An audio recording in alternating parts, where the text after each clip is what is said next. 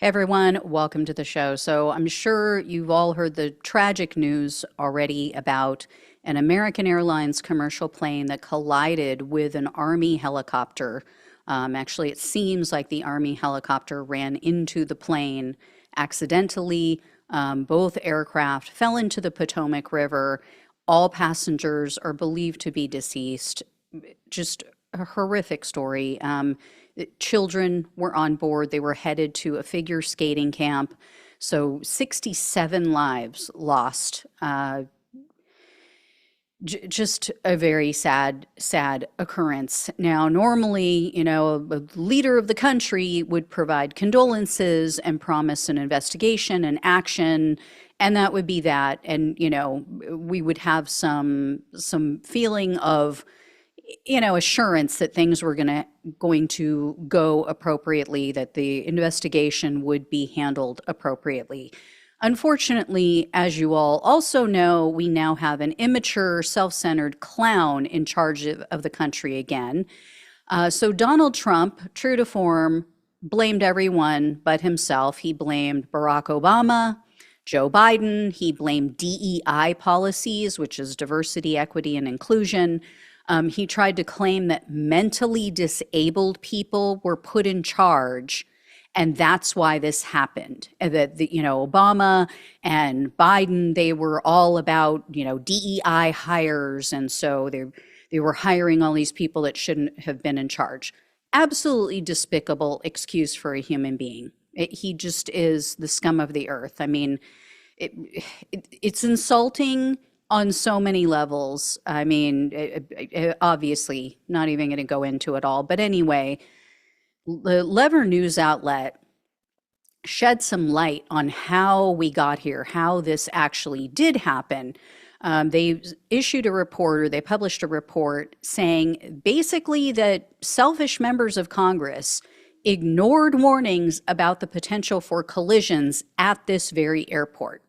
So Lever News writes, quote, months before Wednesday night's fatal mid-air collision of an American Airlines passenger jet and an Army helicopter in Washington, lawmakers brushed off safety warnings amid mid-flight near misses and passed an industry-backed measure designed to add additional flight traffic at the same DC airport where the January 29 disaster unfolded.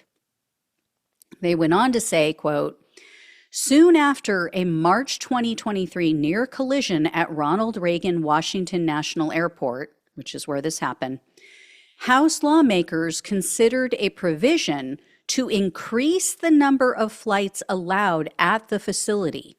It is one of only 2 airports in the country owned by the federal government, giving Congress unique authority over its operations.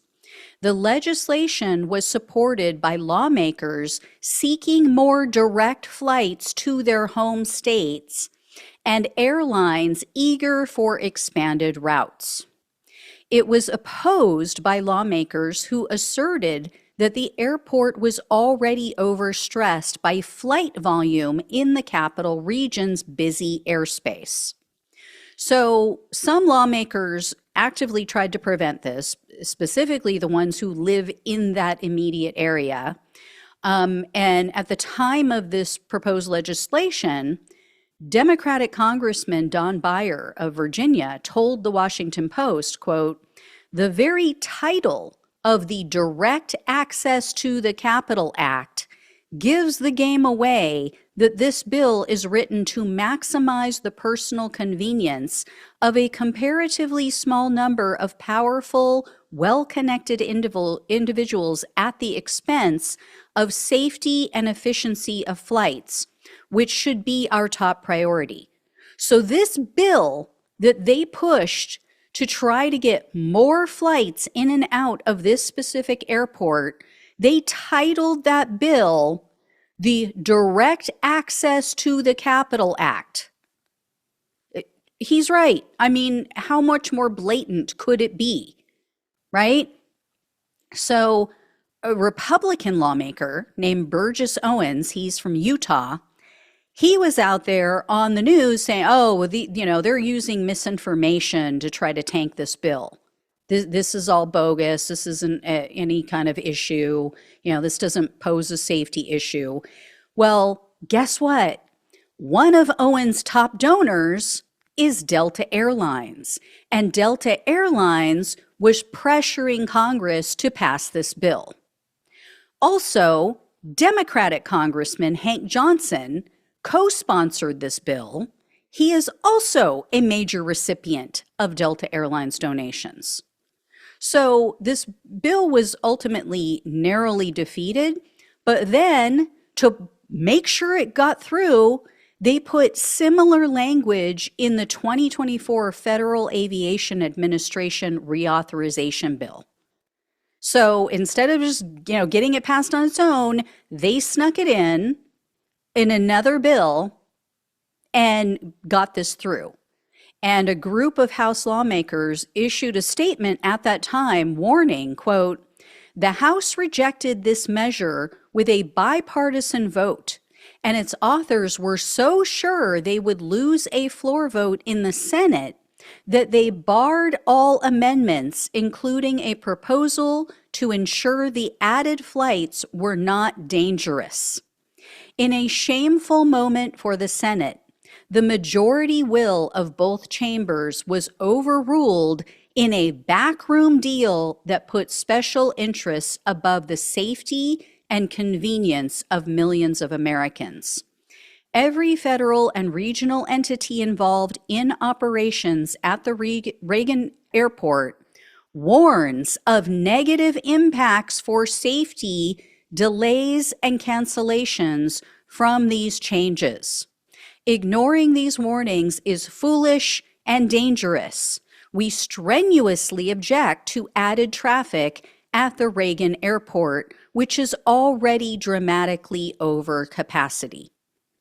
So the warnings were there, the threats were already known, the danger was known, and they did it anyway so that they wouldn't have to catch connecting flights, so that they wouldn't have layovers, so that they would have direct flights to this airport, which is closer to the Capitol, because the other airport is like an hour away.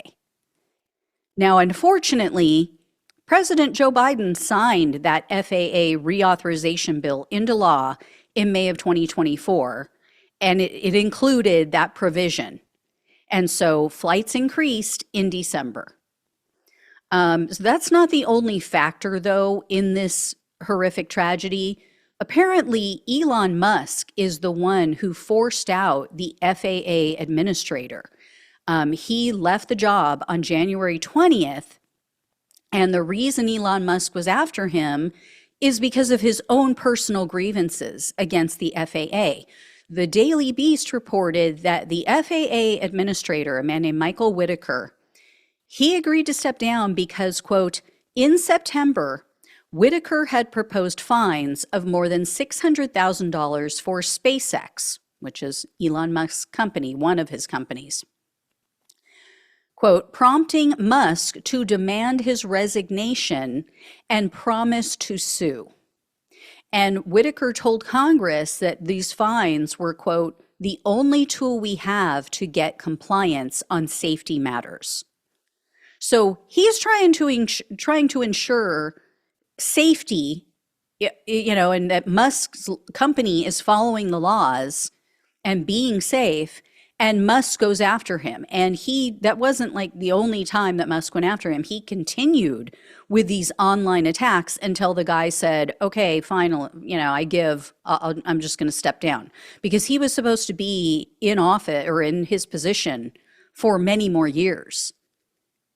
So just basically the easiest way to sum this up is a clusterfuck, right? It just Donald Trump, putting the hiring freeze in place, and, we already were in need of more air traffic controllers.